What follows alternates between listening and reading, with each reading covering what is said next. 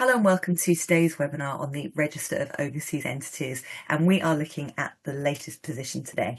It is lovely to have you all with me today. Now, I have met lots of you before on lots of other corporate webinars, but for those of you that haven't met me, my name's Jackie. I was a corporate solicitor in practice. I worked and trained at Taylor Wessing in London. I specialised in mergers and acquisitions.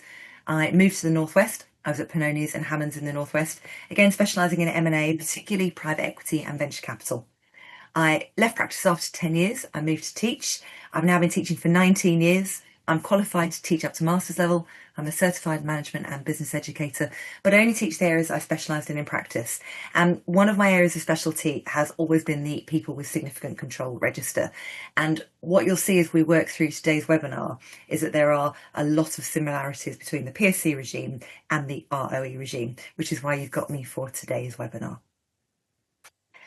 Now, let's have a look and think about what we're going to be covering. Now, we're briefly going to think about why we've ended up with this legislation. So we'll look at the ECTEA and think about why we've got it, because that helps when you're analysing the conditions.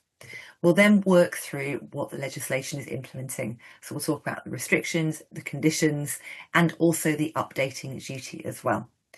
We'll also talk about verification in a lot more detail towards the end of the webinar. We'll think about what goes into the register and the consequences of non-compliance.